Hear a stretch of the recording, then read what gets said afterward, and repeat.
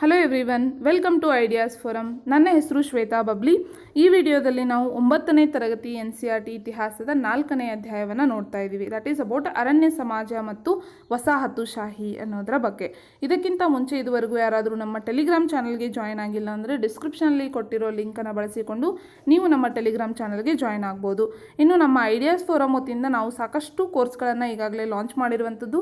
For example ಎಲ್ಲ NCERT ವಿಡಿಯೋಗಳು, ಎಲ್ಲ DSCRT ವಿಡಿಯೋಗಳು, ಎಲ್ಲ ತಮಿಳುನಾಡು ರಾಜ್ಯದ ಪಠ್ಯಪುಸ್ತಕದ ವಿಡಿಯೋಗಳು, GK ಟ್ರಿಕ್ಸ್ ವಿಡಿಯೋಗಳು, 1000ಕ್ಕೂ ಅಧಿಕ ಪ್ರಶ್ನೆ ಪತ್ರಿಕೆಗಳ ಚರ್ಚೆ, ಮೆಂಟಲ್ ಎಬಿಲಿಟಿ ವಿಡಿಯೋಸ್ಗಳು, ಹೀಗೆ ಸಾಕಷ್ಟು ವಿಡಿಯೋಸ್ಗಳನ್ನು ನೀವೇನು ಮಾಡ್ಬೋದು, ಪ್ಲೇಲಿಸ್ಟಿಗೆ ಹೋದರೆ will get everything. Okay, so you can go and watch from there. ನಾವು will start with the chapter. So section 2 ಅಂದರೆ ಜೀವನೋಪಾಯ, ಆರ್ಥಿಕತೆಗಳು ಮತ್ತು ಸಮಾಜದ ಬಗ್ಗೆ ನಾವಿಲ್ಲಿ ನೋಡ್ತಾ ಇದ್ವಿ. ಹೌದಾ, ಲೈವ್ಲಿಹುಡ್ ಯಾವ ರೀತಿ ಇತ್ತು, ಎಕನಾಮೀಸ್ ಮತ್ತು ಸೊಸೈಟೀಸ್. ಅದರಲ್ಲಿ ನಾವು 4ನೇ ಒಂದು ಚಾಪ್ಟರನ್ನು ನೋಡ್ತಾ ಇದ್ವಿ. That is about forest society and colonialism, ಅರಣ್ಯ ಸಮುದಾಯ ಮತ್ತು ವಸಾಹತೀಕರಣದ ಬಗ್ಗೆ ನಾವಿಲ್ಲಿ ನೋಡ್ತಾ ಇದ್ದೀವಿ. ಓಕೆ, ಸೊ ಈ ಒಂದು ಚಾಪ್ಟರಲ್ಲಿ ನಾವೇನು ಮಾಡಿದ್ದೀವಿ, already we completed the first chapter. That is why deforestation, ಅರಣ್ಯ ನಾಶ ಏಕೆ ಆಯಿತು ಅನ್ನೋದನ್ನು ನಾವೇನು ಮಾಡಿದ್ವಿ, ರೀಸನ್ಸನ್ನು ನಾವು ತಿಳಿದುಕೊಂಡ್ವಿ. ಹೌದಾ, so it might be because of the trade ಇರ್ಬೋದು, ಜೀವನೋಪಾಯ ಇರ್ಬೋದು, ಇನ್ನೂ ಸಾಕಷ್ಟು ರೈಲ್ವೆ ಹಳಿಗಳನ್ನು ತಯಾರು ಮಾಡಲಿಕ್ಕೆ ಇರ್ಬೋದು, ಶಿಪ್ಸನ್ನು ತಯಾರು ಮಾಡಲಿಕ್ಕೆ ಇರ್ಬೋದು, ಹೀಗೆ ಬೇರೆ ಬೇರೆ ರೀಸನ್ಸ್. ಇನ್ನು ನೆಕ್ಸ್ಟ್ ಸೆಕೆಂಡಲ್ಲಿ ನಾವೇನು ಮಾಡಿದ್ವಿ, the rise of the commercial forestry, ವಾಣಿಜ್ಯ ಅರಣ್ಯದ ಏರಿಕೆ ಯಾಕಾಯಿತು ಅಂತೇಳಿ ನಾವು ನೋಡಿದ್ವಿ. ಹೌದಾ, ಈ ಪ್ಲಾಂಟೇಶನ್ಸ್ ಅಂತ ನಾವು ಹೇಳ್ಬೋದು, ಕಮರ್ಷಿಯಲ್ ಕ್ರಾಪ್ಸ್.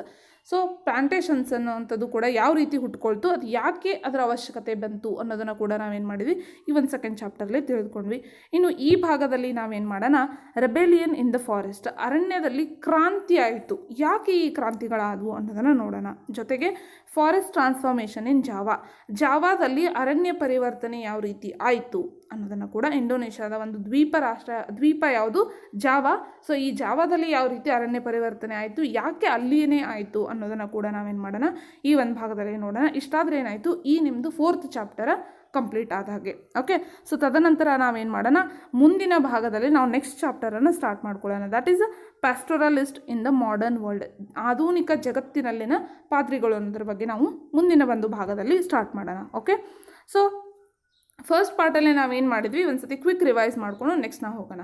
ಓಕೆ, ಸೊ 1700ರಿಂದ 1995ರಲ್ಲಿ ಸುಮಾರು 9.3% ಕಾಡು ನಾಶ ಆಗುತ್ತೆ ಅನ್ನೋದನ್ನು ನಾವು ನೋಡಿದ್ವಿ. ಹೌದಾ, ಸೊ ಏಕೆ ನಾಶ ಆಯಿತು ಅನ್ನೋದಕ್ಕೆ ನಾವು ಸಾಕಷ್ಟು ರೀಸನ್ಸನ್ನು ನಾವು ನೋಡ್ತಾ ಹೋದ್ವಿ. ಯಾವ ರೀತಿ ಕಲ್ಟಿವೇಷನ್ ಲ್ಯಾಂಡ್ ಇನ್ಕ್ರೀಸ್ ಆಯಿತು ಅನ್ನೋದನ್ನು ನಾವು ನೋಡಿದ್ವಿ. ಆ್ಯಂಡ್ ದೆನ್ ಕೊಲೋನಿಯಲ್ ಟ್ರೇಡ್ ಮತ್ತು ಸಾಮ್ರಾಜ್ಯಶಾಹಿ ಟ್ರೂಪ್ಸ್ಗಳನ್ನು ಕ್ಯಾರಿ ಮಾಡಲಿಕ್ಕೆ ರೈಲ್ವೆ ಹಳಿಗಳನ್ನು ತಯಾರು ಮಾಡೋದ್ರ ಬಗ್ಗೆ ನಾವು ನೋಡಿದ್ವಿ. ಪ್ಲಾಂಟೇಶನ್ಸನ್ನು ಹಾಕಿದ್ರು ಅನ್ನೋದನ್ನು ನೋಡಿದ್ವಿ. The rise of commercial forestry ಹೆಂಗಾಯಿತು ಅನ್ನೋದು ನೋಡಿದ್ವಿ. ಆಮೇಲೆ ಫಾರೆಸ್ಟ್ ಲಾ ಬಂತು, ಅದರ ಬಗ್ಗೆ ಕೂಡ ನಾವು ತಿಳಿದುಕೊಂಡ್ವಿ. ಆ್ಯಂಡ್ ಡೈಟ್ರಿಕ್ ಬ್ರ್ಯಾಂಡೀಸ್ ಬಗ್ಗೆ ಕೂಡ ನಾವಿಲ್ಲಿ ನೋಡಿದ್ವಿ. ಹೌದಾ, ಸೊ ಈತ ಏನಾಗಿರ್ತಾನೆ, he is the first inspector general of forest in India ಅನ್ನೋದ್ರ ಬಗ್ಗೆ. ಹೌದಾ, ಸೊ ಆ್ಯಂಡ್ 1865ರಲ್ಲಿ ಇಂಡಿಯನ್ ಫಾರೆಸ್ಟ್ ಆ್ಯಕ್ಟ್ ಬರುತ್ತೆ. ಓಕೆ, ಸೊ ಭಾರತದ ಅರಣ್ಯ ಕಾಯ್ದೆ ಬರುತ್ತೆ 1865, ಅದು ಅಮೆಂಡ್ ಆಗುತ್ತೆ 2 ಸತಿ. ಇದನ್ನು ಕೂಡ ನಾವು ನೋಡಿದ್ವಿ. And here it is important. Okay, ನೀವು ನೆನ್ಪಿಟ್ಕೊಳ್ಬೇಕು ಈ ಥರದ ಪಾಯಿಂಟ್ಸನ್ನೆಲ್ಲ. ಓಕೆ, ಸೈಂಟಿಫಿಕ್ ಫಾರೆಸ್ಟ್ರಿ ಅಂದರೆ ಏನು ಅಂತ ನೋಡಿದ್ವಿ. ಇದೇನು ಒಂದು ಪ್ಲಾಂಟೇಶನ್, ಇದನ್ನು ನಾವು ನೋಡಿದ್ವಿ. And how are the life of the people affected, ಇದು ಜನರ ಜೀವನದ ಮೇಲೆ ಯಾವ ರೀತಿ ಪರಿಣಾಮ ಬೀರ್ತು, ಫಾರೆಸ್ಟ್ ಮ್ಯಾನ್ ಯಾವ ರೀತಿ ಥಿಂಕ್ ಮಾಡ್ತಾ ಇರ್ತಾರೆ, ಫಾರೆಸ್ಟ್ ಡಿಪಾರ್ಟ್ಮೆಂಟ್ನವ್ರು ಯಾವ ರೀತಿ ಥಿಂಕ್ ಮಾಡ್ತಾ ಇರ್ತಾರೆ, ಹಳ್ಳಿಗಳ ಜನ ಯಾವ ರೀತಿ ಥಿಂಕ್ ಮಾಡ್ತಾ ಇರ್ತಾರೆ ಅನ್ನೋದನ್ನು ನೋಡಿದ್ವಿ. ಅವ್ರ ರಿಕ್ವೈರ್ಮೆಂಟ್ಸ್ ಏನಿತ್ತು, ಅವ್ರ ಜೀವನೋಪಾಯ ಏನಾಗಿತ್ತು ಅನ್ನೋದನ್ನು ಕಲ್ತ್ಕೊಂಡ್ವಿ. ಆ್ಯಂಡ್ ಅದು ಹೇಗೆ ಅಫೆಕ್ಟ್ ಆಯಿತು ಅನ್ನೋದನ್ನು ನೋಡಿದ್ವಿ. ಅದರ ಜೊತೆಗೆ ಈ ಒಂದು ಫಾರೆಸ್ಟ್ ರೂಲ್ಸ್ ಏನಿರ್ತಾವಲ್ಲ, ಇದು ಕೃಷಿಯ ಮೇಲೆ ಯಾವ ರೀತಿ ಪರಿಣಾಮ ಬೀರ್ತು ಅನ್ನೋದನ್ನು ಕೂಡ ನಾವು ನೋಡಿದ್ವಿ. ಶಿಫ್ಟಿಂಗ್ ಕಲ್ಟಿವೇಷನ್ ಅಂದರೆ ಏನು, ಅದ್ರ ಮೇಲೆ ಯಾವ ರೀತಿ ಎಫೆಕ್ಟ್ ಆಯಿತು ಅನ್ನೋದನ್ನು ಕೂಡ ನಾವಿಲ್ಲಿ ನೋಡಿದ್ವಿ. ಹೌದಾ, ಸೊ ನೆಕ್ಸ್ಟ್ ಹೂ ಕುಡ್ ಹಂಟ್, ಯಾರು ಬೇಟೆ ಆಡ್ಬೋದಾಗಿತ್ತು, ಬೇಟೆ ಆಡೋದ್ರಿಂದ ಏನೇನು ಆಯಿತು, ಯಾವ ರೀತಿ ಪ್ರಾಣಿಗಳ ನಾಶ ಹೊಂದ್ತಾ ಹೋದ್ವು, ಇದೆಲ್ಲವನ್ನು ನಾವು ತಿಳ್ಕೊಂಡ್ವಿ. ಹೌದಾ, ಇನ್ನು next new trade and new employment, new service, ಹೊಸ ವ್ಯಾಪಾರ, ಹೊಸ ಉದ್ಯೋಗ, ಹೊಸ ಸೇವೆಗಳು ಯಾವ ರೀತಿ ಹುಟ್ಕೊಂಡ್ವು ಅನ್ನೋದನ್ನು ಕೂಡ ನಾವು ನೋಡಿದ್ವಿ. ಇನ್ನು ಯಾವ ರೀತಿಯಾದಂಥ ಉದ್ಯೋಗಗಳಿಗೆ ಜನ ಹೋದರು ಅನ್ನೋದನ್ನು ಕೂಡ ನಾವು ನೋಡಿದ್ವಿ. ಹೌದಾ, ಸೊ ಈ ಒಂದು ಭಾಗದಲ್ಲಿ ನಾವೇನು ಮಾಡೋಣ, ರೆಬಿಲಿಯನ್ ಇನ್ ದ ಫಾರೆಸ್ಟ್, ಅರಣ್ಯದಲ್ಲಿ ಯಾವ ರೀತಿ ಕ್ರಾಂತಿ ಆಯಿತು ಅನ್ನೋದನ್ನು ನಾವಿಲ್ಲಿ ನೋಡ್ತಾ ಹೋಗೋಣ. ಸೊ ಈ ಕ್ರಾಂತಿ ಏನು ನಡೀತಲ್ಲ, ಇದಕ್ಕೆ ಬೇರೆ ಬೇರೆ ಪ್ರದೇಶದಿಂದ ಬೇರೆ ಬೇರೆ ಏನಾಗ್ತಾರೆ, ಲೀಡರ್ಸ್ ಬರ್ತಾರೆ. ಅವರನ್ನು ನಾವು ನೋಡೋದಾದರೆ ಸಿದ್ದು ಆ್ಯಂಡ್ ಕನು ಅಂತ ಬರ್ತಾರೆ. ಓಕೆ, ಕನು KANU ಕನು ಅಂತ ಬರ್ತಾರೆ. ಎಲ್ಲಿಂದ? ಸಂತಾಲ್ ಪರಗಣಗಳಿಂದ ಇವರು ಬರುವಂತಹ ವ್ಯಕ್ತಿಗಳು. ನೆಕ್ಸ್ಟ್ ಬಿರ್ಸಾ ಮುಂಡಾ ಅಂತ ನೀವು ಕೇಳಿರ್ಬೋದು, ಹೌದಾ? ಸೊ ಬಿರ್ಸಾ ಮುಂಡಾ ಎಲ್ಲಿ ಬರ್ತಾನೆ? ಛೋಟಾ ನಾಗ್ಪುರ್ ಪ್ರದೇಶದಲ್ಲಿ ಬರ್ತಾನೆ. ಇವನ ಬಗ್ಗೆ ನಾವು ಆಲ್ರೆಡಿ ಒಂದ್ಸತಿ ನೋಡಿದ್ದೀವಿ. ನೆಕ್ಸ್ಟ್ ಅಲ್ಲೂರಿ ಸೀತಾರಾಮರಾಜು ಆಂಧ್ರ ಪ್ರದೇಶದಲ್ಲಿ ಬರುವಂತಹ ವ್ಯಕ್ತಿ. ಇವರೆಲ್ಲರನ್ನ ನಾವು ಇವಾಗಲೂ ಕೂಡ ಸಾಂಗ್ಗಳಲ್ಲಿ, ಸ್ಟೋರೀಸ್ಗಳಲ್ಲಿ ಏನು ಮಾಡ್ತಾರೆ, ಜನ ಹಾಡ್ತಾ ಇರ್ತಾರೆ, ಟ್ರೈಬಲ್ ಪೀಪಲ್, ಅವರಲ್ಲಿ ನಾವು ನೋಡಿರ್ಬೋದು, ಹೌದಾ? ಸೊ ಇದೇ ರೀತಿಯಾದಂಥ ಒಂದು ಕ್ರಾಂತಿಯ ಬಗ್ಗೆ ನಾವಿಲ್ಲಿ ಕಲಿತಾ ಹೋಗ್ತೀವಿ. That is about the people of Bastar ಪ್ರದೇಶದ ಜನರ ಬಗ್ಗೆ ನಾವಿಲ್ಲಿ ನೋಡ್ತಾ ಹೋಗೋಣ. ಓಕೆ, ಸೊ ಇವ್ರು ಎಲ್ಲಿರ್ತಾರೆ ಅಂತಂದರೆ, they located in southern most part of the ಛತ್ತೀಸ್ಗಢದ ಸೌತರ್ನ್ ಪಾರ್ಟ್ ಏನಂದರೆ ದಕ್ಷಿಣ ಭಾಗದಲ್ಲಿ ಇವರು ಇರ್ತಾರೆ. ಓಕೆ, ಸೊ ಈ ದಕ್ಷಿಣ ಭಾಗದ ಈ ಒಂದು ಪ್ರದೇಶ ಏನಂದರೆ, it is the border of Andhra Pradesh, Orissa, Maharashtra, ಇದೆಲ್ಲದಕ್ಕೂ ಇದೇನ ಬಾರ್ಡರ್, ಇದು ಬಸ್ತಾರ್ ಅನ್ನುವಂಥ ಒಂದು ಪ್ಲೇಸ್. ಓಕೆ, ಛತ್ತೀಸ್ಗಢಲ್ಲಿದೆ, ಆದರೆ ಬಾರ್ಡರ್ಸನ್ನು ಆಂಧ್ರ ಪ್ರದೇಶ, ಒರಿಸ್ಸಾ, ಮಹಾರಾಷ್ಟ್ರ ಇಷ್ಟು ರಾಜ್ಯಗಳ ಜೊತೆಗೆ ಹೊಂದಿದೆ ಅನ್ನುವಂಥದ್ದು. ನೆಕ್ಸ್ಟ್ ಇಲ್ಲಿರುವಂತಹ ಕಮ್ಯುನಿಟೀಸ್ ಯಾವ್ಯಾವು ಅಂತಂದರೆ, ಮಾರಿಯಾ ಅಂತ ಹೇಳಿರ್ತಾರೆ, ಮೂರಿಯಾ ಅಂತಿರ್ತಾರೆ, ಗೊಂಡರು ಅಂತಿರ್ತಾರೆ, ದುರ್ವಾಸ್ ಅಂತಿರ್ತಾರೆ, ಬತ್ರಾಸ್, ಹಲ್ಬಾಸ್, ಹೀಗೆ ಬೇರೆ ಬೇರೆ ಕಮ್ಯುನಿಟಿ ಪೀಪಲ್ ಇರ್ತಾರೆ. ಬಟ್ ಅವರ ಒಂದು ಪ್ರಾಕ್ಟೀಸಸ್ ಎಲ್ಲ ಏನಾಗಿರ್ತವೆ? ಸೇಮ್ ಇರ್ತಾರೆ. ಅವ್ರು ಬೇರೆ ಬೇರೆ ಲ್ಯಾಂಗ್ವೇಜನ್ನು ಮಾತಾಡಿದರೂ ಕೂಡ ಒಂದು ಕಾಮನ್ ಕಲ್ಚರ್ನ, ಕಾಮನ್ ಕಸ್ಟಮ್ಸ್ ಮತ್ತು ಬಿಲೀಫ್ಸನ್ನು ಅವ್ರು ಏನು ಮಾಡಿರ್ತಾರೆ, ಹೊಂದಿರ್ತಾರೆ ಅನ್ನುವಂಥದ್ದು. ಆ್ಯಂಡ್ ಅವ್ರೇನು ಅಲ್ಲಿರುವಂತಹ ಜನ ಏನು, they respected earth and spirits of the river, ಅಂದರೆ ಭೂಮಿ ಪೂಜೆಯನ್ನು ಅವ್ರು ಮಾಡ್ತಾ ಇರ್ತಾರೆ, ನದಿಗಳನ್ನು ಅವರು ಪೂಜಿಸ್ತಾ ಇರ್ತಾರೆ, ಕಾಡನ್ನು, ಆಮೇಲೆ ಮೌಂಟೇನ್ಸ್ಗಳನ್ನು ಕೂಡ ಇವ್ರು ಏನು ಮಾಡ್ತಾ ಇರ್ತಾರೆ, ದೇವರು ಅಂತ ಹೇಳೋರು ಪೂಜಿಸ್ತಾ ಇರ್ತಾರೆ ಅನ್ನುವಂಥದ್ದು. ನೆಕ್ಸ್ಟ್ ಅವರೆಲ್ಲ ತಮ್ಮ ವಿಲೇಜಿಗೆ ಏನು ಮಾಡ್ಕೊಂಡಿರ್ತಾರೆ, ಇವರು ಬೌಂಡ್ರೀಸನ್ನು ಮಾಡ್ಕೊಂಡಿರ್ತಾರೆ. ಆ ಬೌಂಡ್ರಿ ಒಳಗಡೆ ಆ ಜನ ಇರ್ತಾರೆ. ಓಕೆ, ಸೊ ಆಮೇಲೆ ಹೀಗಾಗಿ ಅವ್ರಿಗೆ ಏನಿರುತ್ತೆ, ತಮ್ಮ ಹಳ್ಳಿಗಳ ಬೌಂಡ್ರೀಸ್ ಗೊತ್ತಿರೋದ್ರಿಂದ local people look after all the natural resources within the boundaries. ಅಲ್ಲಿ ಲೋಕಲ್ ಯಾರಾದರೂ ಒಬ್ಬ ಹೆಡ್ಮ್ಯಾನನ್ನು ಮಾಡಿರ್ತಾರೆ, ಅವನೇನು ಮಾಡ್ತಾನೆ, ಆ ಒಂದು ಬೌಂಡ್ರಿದಲ್ಲಿರುವಂತಹ ಜನರ ಬಗ್ಗೆ ಅಥವಾ ಅಲ್ಲಿರುವಂತಹ ರಿಸೋರ್ಸಸ್ನ ಅವನೇನು ಮಾಡ್ತಿರ್ತಾನೆ, ಕಾಪಾಡ್ತಿರ್ತಾನೆ. ಓಕೆ, ಸೊ ಎಲ್ಲರೂ ಸೇರಿ ಏನು ಮಾಡ್ತಾರೆ, ಒಬ್ಬ ವಾಚ್ಮನನ್ನು ಕೂಡ ಅವ್ರು ನೇಮಕ ಮಾಡಬಹುದು ಅಲ್ಲಿ. ಓಕೆ, ಆ ರೀತಿಯ ಪದ್ಧತಿ ಕೂಡ ಇಲ್ಲಿ ಇರುತ್ತೆ ಅನ್ನುವಂಥದ್ದು. ಪರಗಣಗಳಲ್ಲಿ ಇರುತ್ತೆ, ವಾಚ್ಮನ್ನ ನೇಮಕ ಮಾಡ್ತಾರೆ, ಅವನಿಗೆ ವರ್ಷಕ್ಕೆ ಇಂತಿಷ್ಟು ಬೆಳೆಯನ್ನು ಕೊಡೋದು ಅಂಥೇಳಿ ಮಾತಾಡ್ಕೊಂಡಿರ್ತಾರೆ. ಇನ್ನು ಸಪೋಸ್ ಏನಾದರೂ in exchange of forest products, ಅಂದರೆ ಫಾರ್ ಎಕ್ಸಾಂಪಲ್ ಒಂದು ಹಳ್ಳಿಯವರು ಬೇರೆ ಹಳ್ಳಿಯಿಂದ ಏನಾದರೂ ಅವರಿಗೆ ಪರ್ಟಿಕ್ಯುಲರ್ ಕಟ್ಟಿಗೆ ಏನಾದರೂ ಬೇಕಿತ್ತು, ವುಡ್ ಬೇಕಿತ್ತು, ಅಥವಾ ಫಾರೆಸ್ಟ್ ಪ್ರಾಡಕ್ಟ್ಸ್ ಏನಾದರೂ ಬೇಕಿತ್ತು ಅಂತಂದರೆ ಅವ್ರು ಏನು ಮಾಡ್ತಾರೆ, ಕೆಲವೊಂದಷ್ಟು ಫೀಯನ್ನು ಕೊಟ್ಟು, ಆ ಫೀಗೆ ದೇವಸಾರಿ ಅಂತ ಅನ್ಬೋದು, ದಂಡ ಅಥವಾ ಮ್ಯಾನ್ ಅಂತ ಹೇಳ್ತಾರೆ. ಓಕೆ, ಇವುಗಳನ್ನು ಕೊಟ್ಟು, ಮಾನ ಅಂತ ಹೇಳ್ತಾರೆ, ಇವುಗಳನ್ನು ಕೊಟ್ಟು ಏನು ಮಾಡ್ಬೋದು, ಆ ಪ್ರಾಡಕ್ಟ್ಸನ್ನು ಅವ್ರು ಏನು ಮಾಡ್ತಿರ್ತಾರೆ, ಖರೀದಿಯನ್ನು ಮಾಡ್ತಿರ್ತಾರೆ ಅನ್ನುವಂಥದ್ದು. Okay, so village headman every year ಅವನ್ನ ಸೇರಿಕೊಂಡು ಒಂದು ಪರಗಣದಲ್ಲಿ ಮೀಟಿಂಗನ್ನು ಮಾಡಿ ಏನೇ ಆ ಫಾರೆಸ್ಟ್ ರಿಲೇಟೆಡ್ ಏನೇ ಡಿಸಿಷನ್ಸ್ ಇದ್ದರೂ ಅವನು ತೆಗೆದುಕೊಳ್ತಾ ಇರ್ತಾನೆ. ಇದು ಅವ್ರ ಜನರ ಜೀವನ ಆಗಿರುತ್ತೆ ಅನ್ನುವಂಥದ್ದು. Next fierce of the people, ಜನರ ಭಯ ಏನು ಅನ್ನೋದನ್ನು ನಾವಿಲ್ಲಿ ನೋಡ್ತಾ ಹೋಗೋಣ. 1905 ಏನಾಗುತ್ತೆ, ಈ ಒಂದು ಕೊಲೋನಿಯಲ್ ಗೌರ್ಮೆಂಟ್ ಏನು ಮಾಡುತ್ತೆ, it propose to reserve 2/3 of the forest. Reserved forest ಅಂತಂದರೆ ನಾನು ನಿಮಗೆ ಹೇಳಿದೆ, ಹೌದಾ? ಅಲ್ಲಿ ಯಾವುದೇ ರೀತಿಯ ಆ್ಯಕ್ಟಿವಿಟೀಸನ್ನು ಏನು ಮಾಡಂಗೆ ಇಲ್ಲ. ಓಕೆ, ಸೊ ಫಾರೆಸ್ಟ್ ಆಗೇ ಉಳ್ಕೊಂಡಿರುತ್ತೆ, ಬರೀ ಅದನ್ನು ಏನು ಮಾಡ್ತಾರೆ, ಕೊಲೋನಿಯಲ್ ಗೌರ್ಮೆಂಟ್ ಮಾತ್ರ ಯೂಸ್ ಮಾಡುತ್ತೆ, ಹೌದಾ? ಈ ರೀತಿ ಕಂಡೀಷನ್ಸ್ ಇರುತ್ತೆ. ಎಷ್ಟು ಫಾರೆಸ್ಟ್ ಅಂದರೆ, ಎಷ್ಟು ನಮ್ಮ ಟೋಟಲ್ ಎಷ್ಟು ಫಾರೆಸ್ಟ್ ಇಲ್ಲ ಅದ್ರದ್ದು 2/3 ಫಾರೆಸ್ಟ್ ಅಂದರೆ 66.66%, ಆಲ್ಮೋಸ್ಟ್ 67% ಅಷ್ಟು ಕಾಡನ್ನು ಏನು ಮಾಡೋದು, ರಿಸರ್ವ್ಡ್ ಫಾರೆಸ್ಟ್ ಆಗಿ ಮಾಡಬೇಕು ಅಂಥೇಳಿ ಡಿಸಿಷನ್ನ ತೊಗೊತಾರೆ. ಸೊ ಅಲ್ಲಿರುವಂತಹ ವಿಲೇಜಸ್ ಸ್ಪೆಷಲಿ ಇದರಿಂದಾಗಿ ಏನಾಗುತ್ತೆ, ಅಲ್ಲಿ ಏನು ಮಾಡೋಂಗಿಲ್ಲ, ಶಿಫ್ಟಿಂಗ್ ಕಲ್ಟಿವೇಷನ್ ಮಾಡೋಂಗಿಲ್ಲ, ಹಂಟಿಂಗ್ ಮಾಡೋಂಗಿಲ್ಲ, ಫಾರೆಸ್ಟ್ ಪ್ರೊಡ್ಯೂಸನ್ನು ಕಲೆಕ್ಟ್ ಮಾಡೋಂಗಿಲ್ಲ, ಈ ರೀತಿ ಎಲ್ಲ ಇರೋದ್ರಿಂದ ಬಸ್ತರ್ ಪೀಪಲ್ ಏನಾಗ್ತಾರೆ, ಇದರಿಂದ ಸಾಕಷ್ಟು ವರಿ ಆಗ್ತಾರೆ. ಸೊ ಕೆಲವೊಂದು ವಿಲೇಜಸ್ಸನ್ನು ಏನು ಮಾಡ್ತಾರೆ, ಶಿಫ್ಟ್ ಮಾಡ್ತಾರೆ, ಇನ್ನು ಕೆಲವೊಂದು ವಿಲೇಜಸ್ಸನ್ನು ಅಲ್ಲೇ ಇರಲಿಕ್ಕೆ ಅಲೋ ಮಾಡ್ತಾರೆ. ಬಟ್ ಕಂಡೀಷನ್ ಇರುತ್ತೆ, ಏನಂದರೆ ಫಾರೆಸ್ಟ್ ಒಳಗಡೆ ಇರುವಂತಹ ಮನೆಗಳು ಅಥವಾ ಹಳ್ಳಿಗಳು ಏನು ಮಾಡಬೇಕು, ಫ್ರೀಯಾಗಿ ಏನು ಮಾಡಬೇಕು, ಈ ಕೊಲೋನಿಯಲ್ ಗೌರ್ಮೆಂಟಿಗೆ ವರ್ಕ್ ಮಾಡಬೇಕು, ಫಾರೆಸ್ಟ್ ಡಿಪಾರ್ಟ್ಮೆಂಟಿಗೆ ವರ್ಕ್ ಮಾಡಬೇಕು ಅನ್ನೋಂಥ ಒಂದು ಕಂಡೀಷನ್ ಮೇಲೆ. ಸೊ ಹೀಗೆ ಉಳ್ಕೊಂಡಂಥ ವಿಲೇಜ್ಗೆ ನಾವು ಫಾರೆಸ್ಟ್ ವಿಲೇಜಸ್ ಅಂತ ಕರಿತೀವಿ. ಆದರೆ ವರ್ಸ್ಟ್ ಥಿಂಗ್ ಏನಂತಂದರೆ, ಇದೆಲ್ಲ ನಡೀತಿರ್ಬೇಕಾದ್ರೆ 1899ರಿಂದ 1900 ಮತ್ತು 1907ರಿಂದ 1908 ಈ ಕಾಲದಲ್ಲಿ ಏನಾಗುತ್ತೆ, ಬರಗಾಲ ಕೂಡ ಇವರಿಗೆ ಬರುತ್ತೆ. ಹೀಗಾಗಿ ಜನರು ಸಾಕಷ್ಟು ಪ್ರಾಬ್ಲಮ್ಸನ್ನು ಅನುಭವಿಸ್ತಾರೆ ಅನ್ನುವಂಥದ್ದು. ಸೊ ನೆಕ್ಸ್ಟ್ ಇದರಿಂದ ಎಲ್ಲ ಬೇಸತ್ತವ್ರು ಏನು ಮಾಡ್ತಾರೆ, ದುರ್ವಾಸ್ ಆಫ್ ದ ಕಂಗರ್ ಫಾರೆಸ್ಟ್ ಅಂತಂದ್ರೆ ಫಸ್ಟ್ ರಿಸರ್ವ್ ಮಾಡಿದಂಥ ಫಾರೆಸ್ಟ್ ಯಾವುದಂದ್ರೆ ಇದೆ. ಓಕೆ, ಕಂಗೀರ್ ಫಾರೆಸ್ಟ್ ಅಂತ ಕರಿತೀವಿ ನಾವು ಇದಕ್ಕೆ.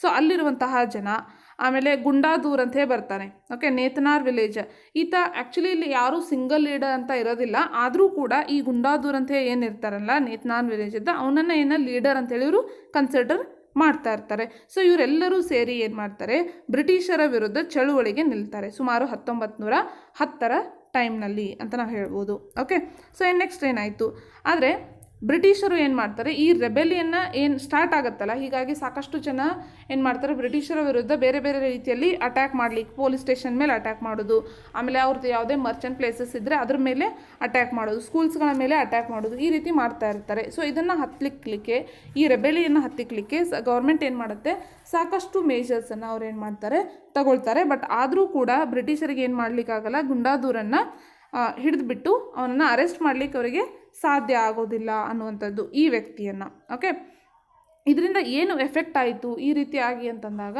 ಸೊ ಒಂದು 2-3 ತಿಂಗಳಾಗುತ್ತೆ ಬ್ರಿಟಿಷರಿಗೆ ಇದನ್ನು ಪೂರ್ತಿಯಾಗಿ ಕಂಟ್ರೋಲಿಗೆ ತೆಗೆದುಕೊಳ್ಬೇಕಂತಂದೆ ಅಂದರು. ಆದರೂ ಕೂಡ ಏನಾಯಿತು, ಇದು ಸಾಕಷ್ಟು ಏನಾಗುತ್ತೆ, ಇದರಿಂದಾಗಿ ಬ್ರಿಟಿಷರು ಏನು ಮಾಡ್ತಾರೆ, ಮುಂಚೆ ಏನು ತೊಗೊಂಡಿರ್ತಾರಲ್ಲ ಡಿಸಿಷನ್ನ, ರಿಸರ್ವ್ ಮಾಡಬೇಕು ಫಾರೆಸ್ಟನ್ನು ಅಂಥೇಳಿ, ಅದನ್ನು ಏನು ಮಾಡ್ತಾರೆ, ಟೆಂಪ್ರರಿ ಅದನ್ನು ಸಸ್ಪೆಂಡ್ ಮಾಡಲಾಗುತ್ತೆ, ಸದ್ಯಕ್ಕೆ ಬೇಡ ಅಂಥೇಳಿ ಅದನ್ನು ಸಸ್ಪೆಂಡ್ ಮಾಡ್ತಾರೆ.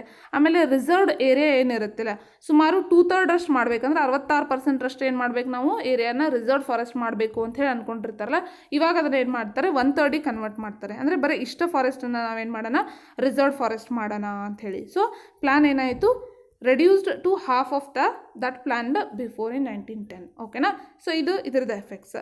ಆದರೆ ಈ ಒಂದು ಬಸ್ತಾರ್ ಹಳ್ಳಿಯ ಜನರದ್ದು ಏನು ಸ್ಟ್ರಗಲ್ ಇರುತ್ತಲ್ಲ, ಇದು ಇಲ್ಲಿಗೆ ಮುಗೀತು ಅಂದ್ಕೊಂಡ್ರೆ ಇಲ್ಲ. ಇವನ್ ನಮಗೆ ಸ್ವತಂತ್ರ ಸಿಕ್ಕಾದ್ಮೇಲೂ ಕೂಡ ಏನಾಗುತ್ತೆ, ಇದು ಕಂಟಿನ್ಯೂ ಆಗುತ್ತೆ. ಯಾಕಂದರೆ 1970ರ ಸಮಯದಲ್ಲಿ ವರ್ಲ್ಡ್ ಬ್ಯಾಂಕ್ ಏನು ಮಾಡುತ್ತೆ, ಒಂದು ಪ್ರಪೋಸ್ ಮಾಡುತ್ತೆ, ಏನಂದರೆ ಸುಮಾರು 4600 ಹೆಕ್ಟರ್ಸ್ ಆಫ್ ನ್ಯಾಚುರಲ್ ಸಾಲ್ ಫಾರೆಸ್ಟ್ ಏನಿದೆ ಅಲ್ಲ, ಸ್ವಾಭಾವಿಕವಾಗಿ ಇರುವಂಥದ್ದು, ಇದರ ಸುಮಾರು 4600 ಹೆಕ್ಟರ್ನ ಇದನ್ನು ತೆಗೆದುಹಾಕಿ ಇದನ್ನೇನಿಂದ ರಿಪ್ಲೇಸ್ ಮಾಡಬೇಕು, ಪೈನ್ ಫಾರೆಸ್ಟಿಂದ ಏನು ಮಾಡಬೇಕು, ಟ್ರಾಪಿಕಲ್ ಪೈನ್ ಫಾರೆಸ್ಟಿಂದ ಅದನ್ನು ರೀಪ್ಲೇಸ್ ಮಾಡಬೇಕು ಅಂಥೇಳಿ ಹೇಳುತ್ತೆ. ಓಕೆ, ಇದನ್ನು ಏನಕ್ಕೆ ಯೂಸ್ ಮಾಡ್ತಾರಂದರೆ ಪೇಪರ್ಸನ್ನು ಪ್ರೊಡ್ಯೂಸ್ ಮಾಡಲಿಕ್ಕೆ. ಈಗ ನಾವೇನು ಹಾಳೆಗಳನ್ನು ಯೂಸ್ ಮಾಡ್ತೀವಲ್ಲ ಬರೀಲಿಕ್ಕೆ, ಇವುಗಳನ್ನು ಪ್ರೊಡ್ಯೂಸ್ ಮಾಡಲಿಕ್ಕೆ. ಆದರೆ ಇವರು ಇಲ್ಲಿರುವಂತಹ ಜನ ಪ್ರೊಟೆಸ್ಟ್ ಮಾಡಿದ ಮೇಲೆ ಇದನ್ನೇನು ಮಾಡಲಾಗುತ್ತೆ, ಸ್ಟಾಪ್ ಮಾಡಲಾಗುತ್ತೆ ಅನ್ನುವಂಥದ್ದು. ಓಕೆ, ಸೊ ಆವಾಗ ಇದನ್ನಾಯಿತು, ಎಂಡ್ ಆಯಿತು. ಇದೇನಾಯಿತು, ನಮ್ಮ ಇಂಡಿಯಾದಲ್ಲೇ ಆಗಿರುವಂತಹ ಒಂದು ಬಸ್ತಾರ್ ಜನರ ಬಗ್ಗೆ ನಾವು ಇಲ್ಲಿ ನೋಡಿದ್ವಿ. ಇದು ನಮ್ಮ ಭಾರತದಲ್ಲೇ ಮಾತ್ರ ಇತ್ತು ಅಂತಂದರೆ ಇಲ್ಲ, even other part of Asia ಕೂಡ ಇದು ನಡೀತಾ, ಯಾಕಂದರೆ ಅಲ್ಲೂ ಕೂಡ ಬ್ರಿಟಿಷ್ ಕಾಲನಿ ಇತ್ತು, ನಮ್ಮ ಭಾರತ ಮಾತ್ರ ಬ್ರಿಟಿಷ್ ಕಾಲನಿ ಅಲ್ವಾ. ಸೊ ಇಲ್ಲಿ ನಾವೇನು ಮಾಡೋಣ, ಇವಾಗ ಮುಂದಿನ ಒಂದು ಭಾಗದಲ್ಲಿ ಈ ಫಾರೆಸ್ಟ್ ಟ್ರಾನ್ಸ್ಫಾರ್ಮೇಷನ್ ಇನ್ ಜಾವಾದಲ್ಲಿ ನಾವೇನು ಮಾಡೋಣ, ಇಂಡೋನೇಷ್ಯಾದ ಬಗ್ಗೆ ನೋಡ್ತಾ ಹೋಗೋಣ. ಓಕೆ, ಸೊ ಜಾವಾದಲ್ಲಿ ಯಾವ ರೀತಿ ಅರಣ್ಯ ಪರಿವರ್ತನೆ ಆಯಿತು ಅಂಥೇಳಿ. ಓಕೆ, ಸೊ ಇವಾಗ ಜಾವಾ ಏನಕ್ಕೆ famous, it is now famous as a rice producing island in ಇಂಡೋನೇಷ್ಯಾದಲ್ಲಿ ಸಾಕಷ್ಟು ರೈಸನ್ನು ರೈಸ್ ಬೌಲ್ ಅಂತೇಳಿ ನಾವು ಹೇಳ್ತೀವಲ್ಲ, ಯಾವುದು ಅಂತಂದರೆ ಅದು ಜಾವಾ. ಓಕೆ, ಸೊ ಇಲ್ಲಿ ಸಾಕಷ್ಟು ರೈಸನ್ನು ಪ್ರೊಡ್ಯೂಸ್ ಮಾಡಲಾಗುತ್ತೆ ಅನ್ನುವಂಥದ್ದು. ಸೊ ಈ ಒಂದು ಇಂಡೋನೇಷ್ಯಾ ಏನಿತ್ತು ಅಂತಂದರೆ, ಇಲ್ಲಿ ಇಲ್ಲಿ ಹೇಗೆ ನಮ್ಮ ಭಾರತದಲ್ಲಿ ಬ್ರಿಟಿಷರಿದ್ರಲ್ಲ, ಹಂಗಲ್ಲಿ ಏನಿದ್ರು ಡಚ್ಚರಿದ್ದರು, ಅವರ ಕಂಟ್ರೋಲಲ್ಲಿದ್ದು ಜಾವಾ ಇತ್ತು. ಓಕೆ, ಸೊ ಇಲ್ಲಿ ಕೆಲವೊಂದಷ್ಟು ಜನ ಏನಾಗ್ತಾರೆ, ವುಡ್ ಕಟ್ಟರ್ಸ್ ಅಂತ ಬರ್ತಾರೆ. ಓಕೆ, ಅವ್ರ ಬಗ್ಗೆ ನಾವಿಲ್ಲಿ ನೋಡ್ತಾ ಹೋಗೋಣ. ವುಡ್ ಕಟ್ಟರ್ಸ್ ಅಂತ ಬಂದಾಗ ಕಳಂಗ್ಸ್ ಅಂತ ಬರ್ತಾರೆ. So they are very very important ಇಲ್ಲಿ. ಓಕೆ, ಅವರು ಆಲ್ಸೋ ಶಿಫ್ಟಿಂಗ್ ಕಲ್ಟಿವೇಟರ್ಸ್, ವರ್ಗಾವಣೆ ಬೇಸಾಯವನ್ನು ಏನು ಮಾಡ್ತಾ ಇರ್ತಾರಲ್ಲ ಇವರು ವರ್ಗಾವಣೆ ಬೇಸಾಯನ ಕೂಡ ಮಾಡ್ತಾ ಇರ್ತಾರೆ ಅಂತ ಅರ್ಥ. ಇನ್ನು 1765ರಲ್ಲಿ ಇದು ಎಷ್ಟು ಇಂಪಾರ್ಟೆಂಟ್ ಆಗಿತ್ತು ಕಲಂಗಾಸ್ ಅಂತ ನಾವು ನೋಡೋದಾದರೆ, 1755ರಲ್ಲಿ ಮತಾರಂ ಕಿಂಗ್ಡಮ್ ಅಂತ ಹೇಳಿ ಇರುತ್ತೆ ಎಲ್ಲಿ, ಜಾವಾದಲ್ಲಿ. ಇದೇನಂತೂ 1755ರಲ್ಲಿ ಸ್ಪ್ಲಿಟ್ ಆಗುತ್ತೆ. ಸ್ಪ್ಲಿಟ್ ಆದಾಗ ಇವರು ಸುಮಾರು 6000ದಷ್ಟು ಕಳಂಗಾಸ್ ಇರ್ತಾರೆ, ಅಷ್ಟು ಫ್ಯಾಮಿಲೀಸ್ ಇರುತ್ತೆ, 6000 ಫ್ಯಾಮಿಲೀಸ್. ಅವರನ್ನು ಏನು ಮಾಡ್ತಾರೆ, ಈ ಸ್ಪ್ಲಿಟ್ ಆದಂತಹ ಕಿಂಗ್ಡಮ್ನಲ್ಲಿ ಈಕ್ವಲಿ ಅವರು ಡಿವೈಡ್ ಮಾಡ್ಕೊಳ್ತಾರೆ ಅಂಥೇಳಿ. ಅಂದರೆ ಅವರ ಎಕ್ಸ್ಪರ್ಟೈಸ್ ಇಲ್ಲದೆ ಹೋಗಿದ್ದರೆ ಅವರಿಗೆ ಟೀಕನ್ನು ಕಟ್ ಮಾಡಲಿಕ್ಕೆ ಆಗಲಿ, ಫಾರೆಸ್ಟನ್ನು ಬೆಳೆಸಲಿಕ್ಕೆ ಆಗಲಿ, ಅಥವಾ ಈ ರಾಜರ ಪ್ಯಾಲೇಸಸನ್ನು ಬಿಲ್ಡಿಂಗ್ ಮಾಡಲಿಕ್ಕೆ ಆಗಲಿ ಇವರಿಗೆ ಸಾಧ್ಯ ಆಗ್ತಾ ಇರಲಿಲ್ಲ. ಓಕೆ, ಆ ಒಂದು ಕಾರಣಕ್ಕಾಗಿ ಅವರು ಇಂಪಾರ್ಟೆಂಟ್ ಆಗಿರ್ತಾರೆ. ಇನ್ನು ಸುಮಾರು 1770ರ ಟೈಮ್ದಲ್ಲಿ ಈ ಕಲಂಗ್ಸ್ ಏನು ಮಾಡ್ತಾರೆ, they attack the Dutch fort at Joana but suppressed. Okay, so ಅಂದರೆ ಡಚ್ಚರ್ ಏನು ಮಾಡಿರ್ತಾರೆ, ಈಗ ಜಾವಾನ ಕಂಟ್ರೋಲಿಗೆ ತೊಗೊಳ್ತಾ ಇರ್ತಾರೆ. ಆ ಟೈಮಲ್ಲಿ ಅವರ ವಿರುದ್ಧ ಈ ಕಲಂಗ್ಸ್ ಏನು ಮಾಡ್ತಾರೆ, ಅಟ್ಯಾಕ್ ಮಾಡ್ತಾರೆ. ಅವರ ಒಂದು ಕೋಟೆಯ ಮೇಲೆ ಇವರು ಅಟ್ಯಾಕ್ ಮಾಡ್ತಾರೆ ಅಟ್ ಜೋವಾನಾ ಒಳಗೆ. ಆದರೆ ಏನು ಮಾಡಲಾಗುತ್ತೆ, ಇದನ್ನು ಡಚ್ಚರ್ ಏನು ಮಾಡ್ತಾರೆ, ಇದನ್ನು ಹತ್ತಿಕ್ತಾರೆ ಅನ್ನುವಂಥದ್ದು. ಇನ್ನು next Dutch scientific forestry. So ಇದನ್ನು ನಾವು ನೋಡ್ತಾ ಹೋದರೆ, ಸೊ ಡಚ್ಚರು ತಂದಂತಹ ಸೈಂಟಿಫಿಕ್ ಫಾರೆಸ್ಟ್ರಿ ಏನಾಗಿತ್ತು ಅಂತ ನಾವು ನೋಡೋದಾದರೆ, ಇವರು ಕೂಡ ಸೊ ಅವ್ರಿಗೆ ಏನು ಅರ್ಥ ಆಗುತ್ತೆ ಅಂದರೆ, ನಾವು ಇಲ್ಲಿರಬೇಕು ಅಂತಂದರೆ ಬರೀ ಪೀಪಲನ್ನು ಕಂಟ್ರೋಲ್ ಮಾಡಿದರೆ ಸಾಲಲ್ಲ, ಇಲ್ಲಿರುವಂಥ ಸಾಕಷ್ಟು ಲ್ಯಾಂಡನ್ನು ನಾವು ವಶಪಡಿಸಿಕೊಳ್ಬೇಕು ಅಂತಂದಾಗ ಅವರು ಈ ಫಾರೆಸ್ಟ್ ಲಾಸನ್ನು ತೆಗೆದುಕೊಂಡು ಬರ್ತಾರೆ to control the forest. Okay, so ಅದರ ಜೊತೆಗೆ ಯಾವ ರೀತಿ ಅಂತಂದರೆ ಈಗ ಹೆಂಗೆ ನಮ್ಮ ಭಾರತದಲ್ಲಿ ನಾವು ನೋಡಿದ್ವಲ್ಲ, ಅಲ್ಲಿ ಜನರು ಏನು ಮಾಡೋಂಗಿಲ್ಲ, ಪರ್ಮಿಷನ್ ಇಲ್ಲದೆ ಯಾವುದೇ ರೀತಿ ಮರಗಿಡಗಳನ್ನು ಕಡಿಯೋ ಹಾಗಿಲ್ಲ, ಆಮೇಲೆ ಅಲ್ಲಿ ಏನು ಟ್ರಾವೆಲ್ ಮಾಡೋಂಗಿಲ್ಲ, ಅಲ್ಲಿ ಫಾರೆಸ್ಟ್ ಪ್ರಾಡಕ್ಟ್ಸನ್ನು ಕಲೆಕ್ಟ್ ಮಾಡೋದಿಲ್ಲ, ಈ ರೀತಿಯಾದಂಥ ರಿಸ್ಟ್ರಿಕ್ಷನ್ಸನ್ನು ಕೂಡ ಈ ಫಾರೆಸ್ಟ್ ಲಾ ಕೂಡ ತೆಗೆದುಕೊಂಡು ಬರುತ್ತೆ. ಓಕೆ, ಸೊ ಆಲ್ಮೋಸ್ಟ್ ಸೇಮ್ ಇರುತ್ತೆ ಅನ್ನುವಂಥದ್ದು. ಅದರ ಜೊತೆಗೆ ಇವರು ಫಾರೆಸ್ಟ್ ಸರ್ವಿಸಸ್ಸನ್ನು ಕೂಡ ಏನು ಮಾಡ್ತಾರೆ, ಇಂಪ್ಲಿಮೆಂಟ್ ಮಾಡ್ತಾರೆ ಅನ್ನುವಂಥದ್ದು. ಯಾಕಂದರೆ 1800 ಇಂಪ್ಲಿಮೆಂಟ್ ಮಾಡ್ತಾರೆ. ಓಕೆ, ಸೊ 1882ರಲ್ಲಿ ಸುಮಾರು 2,80,000 ಸ್ಲೀಪರ್ಸ್ ಅಂದರೆ ರೈಲ್ವೆ ಹಳಿ ಗಟ್ಟಿಯ ಕೂಡಲಿ ಅಂತ ಹಾಕ್ತಾರೆ ಅವುಗಳನ್ನು. ಓಕೆ, ಸೊ ಅದಕ್ಕೆ ಇವ್ರು ಏನು ಮಾಡ್ತಾರೆ, ಜಾವಾದಿಂದ ಅಷ್ಟು ಸ್ಲೀಪರ್ಸನ್ನು ಅವ್ರು ಏನು ಮಾಡ್ತಾರೆ, ಎಕ್ಸ್ಪೋರ್ಟ್ ಮಾಡ್ತಾರೆ ಅನ್ನುವಂಥದ್ದು. ಇನ್ನು ನೆಕ್ಸ್ಟ್ ಇಲ್ಲೇನಾಗುತ್ತೆ, ಒಂದು ಬ್ಲ್ಯಾಂಡಾಂಗ್ ಡಯನ್ಸ್ಟೀನ್ ಓಕೆ, ಬ್ಲ್ಯಾಂಡಾಂಗ್ ಡಯನ್ಸ್ಟೀನ್ ಅಂತ ಹೇಳಿ ಒಂದು ಸಿಸ್ಟಮ್ ಬರುತ್ತೆ, ಇಂಟ್ರೊಡ್ಯೂಸ್ ಮಾಡ್ತಾರೆ. ಯಾರು? ಡಚ್ಚರು. ಏನಿದು ಬ್ಲ್ಯಾಂಡಾಂಗ್ ಡಯನ್ಸ್ಟೀನ್ ಅಂತ ಅಂದರೆ, ಈ ಸಿಸ್ಟಮ್ ಪ್ರಕಾರ ಫಾರೆಸ್ಟ್ನಲ್ಲಿ ನೀವು ಇರಬೇಕು ಅಂತಂದರೆ ಆ ಹಳ್ಳಿಯವರು ಏನು ಮಾಡಬೇಕು, ಕೆಲವೊಂದಿಷ್ಟನ್ನು ಟ್ಯಾಕ್ಸಸ್ಸನ್ನು ಫಸ್ಟ್ ಏನು ಮಾಡ್ತಾರೆ, ಅವ್ರ ಮೇಲೆ ಟ್ಯಾಕ್ಸ್ ಪೇ ಮಾಡಲಿಕ್ಕೆ ಅವ್ರ ಮೇಲೆ ಟ್ಯಾಕ್ಸಸ್ಸನ್ನು ಹಾಕ್ತಾರೆ ಹಳ್ಳಿಗಳ ಮೇಲೆ. ಆಮೇಲೆ ಏನು ಮಾಡ್ತಾರೆ, ಕೆಲವೊಂದಷ್ಟು ಹಳ್ಳಿಗಳಿಂದ ಟ್ಯಾಕ್ಸಸ್ಸನ್ನು ವಿಡ್ರಾ ಮಾಡ್ಕೋತಾರೆ ಅವರು, ಅಂದರೆ ಅವ್ರಿಗೆ ಟ್ಯಾಕ್ಸ್ ಹಾಕೋಂಗಿಲ್ಲ. ಓಕೆ, ಅವ್ರು ಟ್ಯಾಕ್ಸ್ ಕೊಡೋ ಅವಶ್ಯಕತೆ ಇಲ್ಲ. ಆದರೆ ಅವ್ರು ಏನು ಮಾಡಬೇಕು, ಡಚ್ಚರಿಗೆ ಅವರು ಫ್ರೀಯಾಗಿ ಲೇಬರ್ ವರ್ಕನ್ನು ಕೊಡಬೇಕು. ಓಕೆ, ವರ್ಕನ್ನು ಕೊಡಬೇಕು. ಆಮೇಲೆ ಈ ಸಾಗಿಸಲಿಕ್ಕೆ ಏನು ಮಾಡಬೇಕು, ಅವರು ಬಫೆಲೋಸನ್ನು ಕೂಡ ಏನು ಮಾಡಬೇಕು, ಟ್ರಾನ್ಸ್ಪೋರ್ಟೇಷನ್ಗೆ, ಟಿಂಬರ್ ಟ್ರಾನ್ಸ್ಪೋರ್ಟೇಷನ್ಗೆ ಬಫೆಲೋಸ್ಗಳನ್ನು ಕೂಡ ಏನು ಮಾಡಬೇಕು, ಅವರು ಸಪ್ಲೈ ಮಾಡಬೇಕು. ಇದು ಅವ್ರ ಕಂಡೀಷನ್ ಆಗಿರುತ್ತೆ. ಅವಾಗ ಅವ್ರು ಏನು ಮಾಡೋಂಗಿಲ್ಲ, ಟ್ಯಾಕ್ಸಸ್ಸನ್ನು ಪೇ ಮಾಡೋಂಗಿಲ್ಲ. ಸೊ ತದನಂತರ ಅವ್ರು ಏನು ಮಾಡ್ತಾರೆ, ಈ ವೇಜಸ್ಸನ್ನು ಕೂಡ ಕೊಡಲಿಕ್ಕೆ ಅವರು ಸ್ಟಾರ್ಟ್ ಮಾಡ್ಕೊಳ್ತಾರೆ. But that is at the later time ಅನ್ನುವಂಥದ್ದು. ಓಕೆ, ಇದಕ್ಕೆ ನಾವೇನಂತ ಕರಿತೀವಿ, ಈ ರೀತಿಯ ಬ್ಲ್ಯಾಂಡಾಂಗ್ ಡಯನ್ಸ್ಟೀನ್ ಸಿಸ್ಟಮ್ ಅಂಥೇಳಿ ಕರಿತೀವಿ. ಓಕೆನಾ. ಸೊ ಇದೇನು ಟ್ರೈನು, ಅವರು ಟಿಂಬರನ್ನು ಏನು ಟ್ರಾನ್ಸ್ಪೋರ್ಟೇಷನ್ಗೆ ಯೂಸ್ ಮಾಡ್ತಾ ಇರುವಂತಹ ಒಂದು ಟ್ರೈನ್ ಇದೆ. ಓಕೆ, ಸೊ ಅಷ್ಟೊಂದು ಇಮೇಜ್ ಏನಾಗಿಲ್ಲ, ಕ್ಲಿಯರ್ ಆಗಿ ಬಂದಿಲ್ಲ, ಅಲ್ಲಿ ಶೋ ಏಟ್ ಅಗೇನ್. ಓಕೆ, ಇನ್ನು ನೆಕ್ಸ್ಟ್ ಸಮೀನ್ಸ್ ಚಾಲೆಂಜ್ ಅಂದರೆ ಸಮೀನ್ನ ಸವಾಲು ಅಂತ ಹೇಳಿ ನಾವಿಲ್ಲಿ ನೋಡ್ತಾ ಹೋಗೋಣ. ಸೊ ಈ ಸಮೀನ್ ಅನ್ನುವಂತಹ ಒಬ್ಬ ವ್ಯಕ್ತಿ, ಈತನ ಪೂರ್ಣ ಹೆಸರು ಸುರೋಂಟಿಕೋ ಸಮೀನ್ ಅಂತೇಳಿ. 1890 ಟೈಮಲ್ಲಿ ಇವೇನು ಮಾಡ್ತಾನೆ, ಗೌರ್ಮೆಂಟನ್ನು ಕ್ವೆಶ್ಚನ್ ಮಾಡ್ತಾನೆ. ಈ question the state ownership of the forest. So ಈ ಫಾರೆಸ್ಟಿಗೆ ಗಾಳಿಯನ್ನು ಸ್ಟೇಟ್ ಕ್ರಿಯೇಟ್ ಮಾಡಿಲ್ಲ, ನೀರನ್ನು ಅವ್ರು ಕೊಟ್ಟಿಲ್ಲ, ಭೂಮಿಯನ್ನು ಅವ್ರು ಕೊಟ್ಟಿಲ್ಲ, ಕಟ್ಟಿಗೆಯನ್ನು ಅವ್ರು ಕೊಟ್ಟಿಲ್ಲ. ಹಾಗಿದ್ದಾಗ ಈ ಫಾರೆಸ್ಟ್ ಅವ್ರದ್ದು ಯಾವ ರೀತಿ ಆಗುತ್ತೆ ಅಂತ ಹೇಳಿ ಅವ್ನು ಕ್ವೆಶ್ಚನ್ ಮಾಡ್ತಾನೆ. ಸೊ ಸುಮಾರು 1907 ಅನ್ನುವಷ್ಟರೊಳಗೆ ಸುಮಾರು 3,000 ಫ್ಯಾಮಿಲೀಸ್ ಏನು ಮಾಡ್ತಾರೆ, ಇವನ ಐಡಿಯಾಸನ್ನು ಒಪ್ಕೊಂಡು ಅವನ ಸಪೋರ್ಟಿಗೆ ನಿಲ್ತಾರೆ ಅನ್ನುವಂಥದ್ದು. ಇನ್ನು ನೆಕ್ಸ್ಟ್ ವಾರ್ ಆ್ಯಂಡ್ ಡಿಫಾರೆಸ್ಟೇಷನ್. ನಾವು ಇವಾಗಲೇ ನೋಡಿದ್ವಿ, ಹೌದಾ, ಯುದ್ಧ ಮತ್ತು ಅರಣ್ಯ ನಾಶ, first world war, second world war ನಾವು ನೋಡಿದ್ವಿ, ಹೌದಾ. ಸೊ ಈ ಒಂದು ಟೈಮಲ್ಲಿ it had a major impact on forest in Indonesia and India.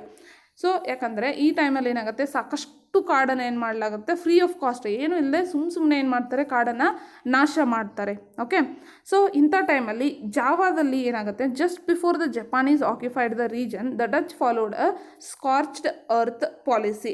So ಈ ಒಂದು ಟೈಮಲ್ಲಿ ಜಪಾನೀಸ್ ಅವ್ರು ಏನು ಮಾಡ್ತಾರೆ, ಇಂಡೋನೇಷ್ಯಾದ ಮೇಲೆ ಆಕ್ಯುಪೈ ಮಾಡ್ಕೊಳ್ತಾ ಇರ್ತಾರೆ. ಯಾವಾಗ ಅವರಿಗೆ ಇನ್ನು ನಾವು ಜಪಾನ್ನ ವಶ ಆಗ್ತೀವಿ ಅಂತ ಅನಿಸುತ್ತಲ್ಲ, ಆವಾಗ ಜಾವಾದಲ್ಲಿರುವಂತಹ ಜನ ಏನು ಮಾಡ್ತಾರೆ, ಈ ಒಂದು ಸುಟ್ಟ ಭೂಮಿಯ ನೀತಿಯನ್ನು ಅವ್ರು ಏನು ಮಾಡ್ತಾರೆ, ಫಾಲೋ ಮಾಡ್ತಾರೆ. ಇಲ್ಲಿ ಸಾಕಷ್ಟು ಸಾ ಮಿಲ್ಸ್, ಏನೇನು ಮಿಲ್ಸ್, ಆಮೇಲೆ ಅವ್ರದ್ದು ಏನೇನು ಕಟ್ಟಿಗೆ ಅಂತ ಇವರೇ ನಾಶ ಮಾಡಿಬಿಡ್ತಾರೆ. ಸೊ ದಟ್ ಅದೇನಾಗಬಾರ್ದು, ಜಪಾನೀಸ್ ಕೈಗೆ ಸಿಗಬಾರ್ದು ಅನ್ನುವಂಥದ್ದು. ಬಟ್ ತದನಂತರ ಜಪಾನ್ ಅವರು ಇದನ್ನು ಆಕ್ರಮಣ ಮಾಡ್ಕೊಳ್ತಾರೆ. ಆಮೇಲೆ ಸಾಕಷ್ಟು ಫಾರೆಸ್ಟ್ ಪ್ರೊಡ್ಯೂಸನ್ನು ಅವ್ರು ಏನು ಮಾಡ್ತಾರೆ, ಇಲ್ಲಿಂದ ತಮ್ಮ ಯುದ್ಧಕ್ಕೆ ಸಪ್ಲೈ ಮಾಡ್ತಾರೆ ಅನ್ನುವಂಥದ್ದು. ಓಕೆ, ಇನ್ನು ನೆಕ್ಸ್ಟ್ ನ್ಯೂ ಡೆವಲಪ್ಮೆಂಟ್ಸ್ ಇನ್ ಫಾರೆಸ್ಟ್ರಿ. ಸೊ ಅರಣ್ಯದಲ್ಲಿ ಯಾವ ರೀತಿ ಹೊಸ ಬೆಳವಣಿಗೆಗಳಾದವು ಅಂತ ನಾವು ನೋಡೋದಾದರೆ, 1980ರಿಂದ ಈಚೆಗೆ ಗೌರ್ಮೆಂಟ್ ಆಫ್ ಏಷ್ಯಾ ಮತ್ತು ಆಫ್ರಿಕಾ ಏನು ಮಾಡ್ತಾರೆ, ಸಾಕಷ್ಟು ಸೈಂಟಿಫಿಕ್ ಫಾರೆಸ್ಟ್ರಿ ಆಮೇಲೆ ಪಾಲಿಸಿಗಳನ್ನು ತೆಗೆದುಕೊಂಡು ಬಂದು ಏನು ಮಾಡ್ತಾರೆ, ಮತ್ತು ಈ ಒಂದು ಕಾನ್ಫ್ಲಿಕ್ಟ್ಸನ್ನೆಲ್ಲ ಬಗೆಹರಿಸಿ ಅರಣ್ಯವನ್ನು ಏನು ಮಾಡ್ತಾರೆ, ಕನ್ಸರ್ವ್ ಮಾಡಲಿಕ್ಕೆ, ಉಳಿಸ್ಲಿಕ್ಕೆ ಅವ್ರು ಏನು ಮಾಡ್ತಾರೆ, ಸ್ಟಾರ್ಟ್ ಮಾಡ್ತಾರೆ ಅನ್ನುವಂಥದ್ದು. ಓಕೆನಾ. ಸೊ ಕನ್ಸರ್ವೇಷನ್ ಆಫ್ ಫಾರೆಸ್ಟ್ ಏನಾಗುತ್ತೆ, ಈ ಒಂದು ಅರಣ್ಯವನ್ನು ಉಳಿಸುವಂತಹ ಕಾರ್ಯ ಏನಾಗುತ್ತೆ, this became the important goal ಅಂತ ನಾವು ಹೇಳ್ತೀವಿ. So across India forest are protected only because of, ನಮ್ಮ ಭಾರತ ಅಂತ ಬಂದಾಗ ನಮ್ಮಲ್ಲಿರುವಂಥ ಅರಣ್ಯ ಏನಾಗುತ್ತೆ, ಸಾಕಷ್ಟು ಈ ವಿಲೇಜಸ್ ಏನು ಸೇಕ್ರೆಡ್ ಗ್ರೋಸನ್ನು ಏನು ಕಂಡಕ್ಟ್ ಮಾಡ್ತಾರಲ್ಲ, ಇದರಿಂದ ಇದು ಉಳಿದಿದೆ ಅನ್ನುವಂಥದ್ದು. ಅಂದರೆ ತೋಪುಗಳವ್ರು ನಿರ್ಮಾಣ ಮಾಡ್ತಾರೆ. ಫಾರ್ ಎಕ್ಸಾಂಪಲ್ ಹರ್ನಾಸ್, ದೇವರಕುಡು, ಕೋನ, ರೈ ಅಂಥೇಳಿ ಇವು ವಿಲೇಜಸ್ ಅವರು ಮಾಡ್ತಾರೆ. ಇನ್ನು ಅಷ್ಟೇ ಅಲ್ಲ, ಕೆಲವೊಂದಷ್ಟು ವಿಲೇಜಸ್ ಅವರು ಏನು ಮಾಡ್ತಾರೆ, ತಮ್ಮ ಸುತ್ತಮುತ್ತ ಇರುವಂತಹ ಫಾರೆಸ್ಟನ್ನು ಅವರೇ ಏನೋ ವಾಚ್ಮೆನ್ಸನ್ನು, ಗೌರ್ಮೆಂಟಿಂದ ಯಾವುದೇ ರೀತಿಯಂಥ ವಾಚ್ ಗಾರ್ಡ್ಸಲ್ಲಿ ಇರೋದಿಲ್ಲ, ಒಂದೊಂದು ಫ್ಯಾಮಿಲಿಯವರು ಒಬ್ಬೊಬ್ಬರು ಒಂದೊಂದು ದಿನ ಅಂಥೇಳಿ ರೆಸ್ಪಾನ್ಸಿಬಿಲಿಟೀಸನ್ನು ತೊಗೊಂಡು ಕಾಡನ್ನು ರಕ್ಷಣೆ ಮಾಡುವಂಥ ಕೆಲಸವನ್ನು ಇವತ್ತಿಗೂ ಕೂಡ ಸಾಕಷ್ಟು ಫಾರೆಸ್ಟ್ ಕಮ್ಯುನಿಟೀಸ, ಫಾರೆಸ್ಟ್ ವಿಲೇಜಸ್ ಮಾಡ್ತಾ ಇರುವಂಥದ್ದು. ಓಕೆ, ಸೊ ಇಲ್ಲಿಗೆ ಏನಾಯಿತು, ನಾವು 4th ಚಾಪ್ಟರನ್ನು ಕಂಪ್ಲೀಟ್ ಮಾಡಿದ್ವಿ. ಇನ್ನು ಮುಂದಿನ ಭಾಗದಲ್ಲಿ ನಾವೇನು ಮಾಡೋಣ, ಪಾಸ್ಟೋರಲಿಸ್ಟ್ ಇನ್ ದ ಮಾಡರ್ನ್ ವರ್ಲ್ಡ್ ಅನ್ನೋದನ್ನು ನೋಡ್ತಾ ಹೋಗೋಣ. Okay, so well guys, I have given 2 questions for you here. What is shifting cultivation? Shifting cultivation ಅಂತಂದರೆ ಏನು ಅನ್ನೋದು ನಿಮಗೆ ಗೊತ್ತಿರಬೇಕು, first thing. In next, what is the name of the policy followed by the Java people against the Japanese occupation of the forest? So ಜಪಾನರು ಫಾರೆಸ್ಟನ್ನು occupy ಮಾಡ್ಕೋಬೇಕಾದ್ರೆ ಇವರೊಂದು ಪಾಲಿಸಿಯನ್ನು ಫಾಲೋ ಮಾಡಿದರು ಅಂತ ಹೇಳಿ ನಾನು ನಿಮ್ಗೆ ಹೇಳಿದೆ, ಇವಾಗ ಜಸ್ಟ್ ಹೇಳಿದೆ, ಹೌದಾ? ಸೊ ಏನು ಆ ಪಾಲಿಸಿಯ ನೇಮ್ ಏನು ಅಂತ ಕೇಳಿದ್ದಾರೆ. Okay, so that's it guys. ಇಲ್ಲಿಗೆ ಏನಾಯಿತು, ಈ ಚಾಪ್ಟರ್ ಕಂಪ್ಲೀಟ್ ಆಯಿತು. ಇಲ್ಲಿ 2 ಭಾಗವನ್ನು ಮಾತ್ರ ನಾನು ಮಾಡಿದ್ದೇನೆ. ಓಕೆನಾ? ವೆಲ್, ಇದೇನು, okay, I forgot to show this map to you. ಇಲ್ಲೇನು ನಿಮಗೆ ಕಾಣ್ತಾ ಇದೆಯಲ್ಲ, ಇದು ಸುಮಾತ್ರ, ಓಕೆ, ದ್ವೀಪ. ಆ್ಯಂಡ್ ಇಲ್ಲಿ ಕಾಣ್ತಾ ಇರುವಂಥದ್ದು ಮಲಾಯ ಸ್ಟೇಟ್ಸ್ ಇರ್ಬೋದು, ಸರವಾಕ್ಸ್, ಇವೆಲ್ಲ ಏನಿದ್ದು ಬ್ರಿಟಿಷರ್ ಕಂಟ್ರೋಲಲ್ಲಿದ್ದು. ಇಲ್ಲಿ ಯೆಲ್ಲೋ ಕಲರಲ್ಲಿ ಏನಿದೆಲ್ಲ ಇವೆಲ್ಲ ಡಚ್ಚರ ಕಂಟ್ರೋಲಲ್ಲಿ ಇದ್ದಂತಹ ಪ್ಲೇಸಸ್, ಓಕೆ, ನಮ್ಮ ಏಷ್ಯಾದಲ್ಲಿ.